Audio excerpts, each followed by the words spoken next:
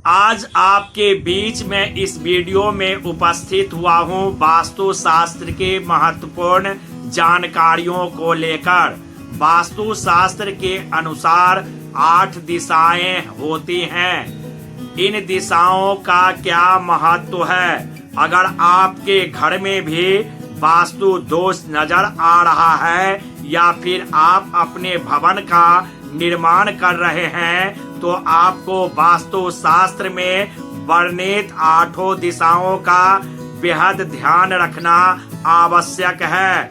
आज हम आपको बताएंगे कि वास्तु शास्त्र में वर्णित 8 दिशाओं के अनुसार आप अपने घर को किस प्रकार सुसज्जित रख सकते हैं। लीजिए दर्शकों, उगन महादेव ज्योतिष केंद्र यूट्यूब चैनल पर मैं पंडित संजय शुक्ला शास्त्री आप तमाम दर्शकों का नमन बंदन अभिनंदन करता हूं।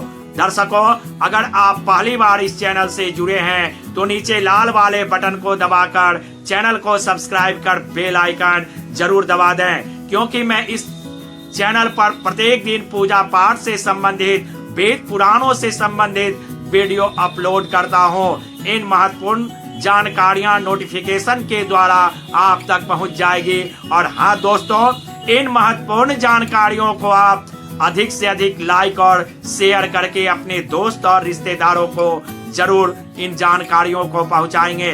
तो लीजिए दर्शकों, आपके बहुमूल्य समय का ध्यान रखते हुए इस चर्चा को मैं आगे बढ़ाता हूं। दर्शकों, वास्तु शास्त्र के अनुसार वैसे तो मुख्य रूप से 4 दिशाओं का ज्ञान हम सभी को होता है, लेकिन पुराणों में 10 दिशाओं का वर्णन किया गया है। हालांकि वास्तु के अनुसार 8 दिशाओं का बेहद महत्व है और इन 8 दिशाओं का अलग अलग महत्व समझकर आप किसी भी निर्माण में सुख शांति का जतन कर सकते हैं। पूर्व दिशा, इस दिशा से रोज सूर्य उदय होता है और इस दिशा का राजा भगवान इंद्र को माना जाता है। पश्चिम दिशा, इस दिशा में सूर्य अस्त होते हैं और इस दिशा का राजा वरुण देव को माना गया है। उत्तर दिशा, उत्तर दिशा का राजा कुबेर भगवान है।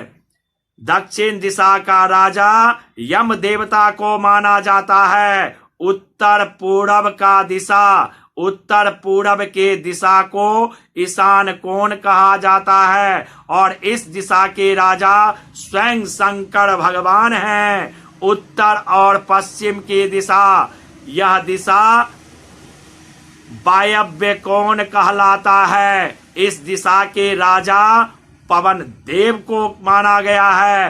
दक्षिण और पश्चिम के दिशा को नैऋत्य दिशा भी कहा जाता है और इस दक्षिण और पश्चिम के कोण पर बनती है। दक्षिण और पूर्व, इसे आग्नेय कोण कहते हैं और इस दिशा के देवता अग्नि देव हैं। इसके अलावा भी 2 दिशाएं मानी गई हैं, जिसमें आकाश और पाताल शामिल है। आकाश के देवता ब्रह्मा जी हैं और पाताल के देवता शेषनाग को माना गया है।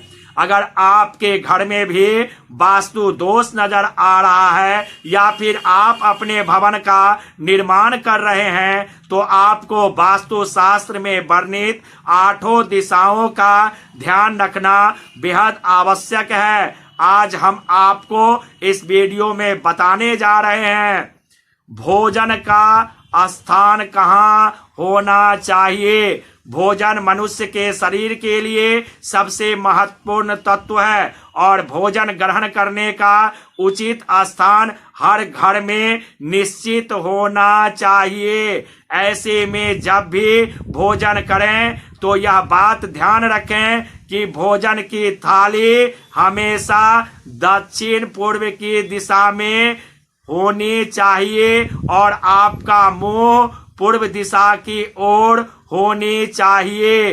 बेडरूम या सोने की सही दिशा, शुरू से ही हमें इस बात की जानकारी अपने बड़े बुजुर्गों से मिलती रही है कि दक्षिण दिशा में पैर करके नहीं सोना चाहिए। वहीं वास्तु के अनुसार भी दक्षिण दिशा में पैर करके सोना नकारात्मक माना जाता है और इससे सौभाग्य में कमी आती है। सोने का सबसे सही तरीका यह है कि आप अपने बिस्तर को दक्षिण और उत्तर दिशा में ही रखें और सोते हुए आपका चेहरा दक्षिण दिशा में होना चाहिए और पैर उत्तर दिशा में होना चाहिए।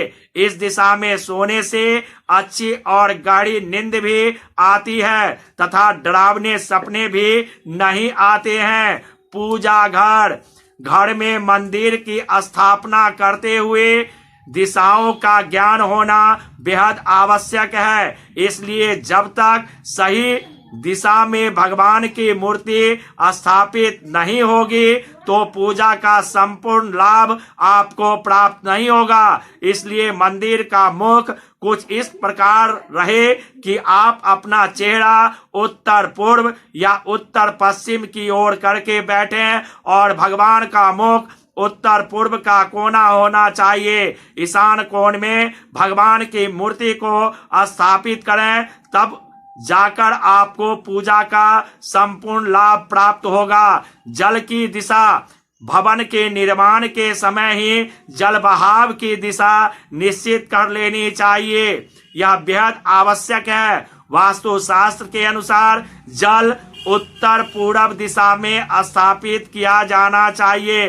हालांकि अब घरों में संख्या वाटर टैंक बनने लगे हैं, इसलिए छत पर वाटर टैंक को स्थापित करते हुए उत्तर पूर्व दिशा का चुनाव करें और यहीं से पूरे घर में पानी की सप्लाई हो तो वास्तु के अनुसार शुभ माना जाता है। आप भोजन जब भी करेंगे तो आपका मुख पूर्व दिशा की ओर या उत्तर दिशा की ओर होने चाहिए। भगवान को भोजन समर्पित करने के बाद ही भोजन ग्रहण करना चाहिए, क्योंकि भगवान को भोजन समर्पित करने के बाद वह भोजन प्रसाद का रूप धारण कर लेता है।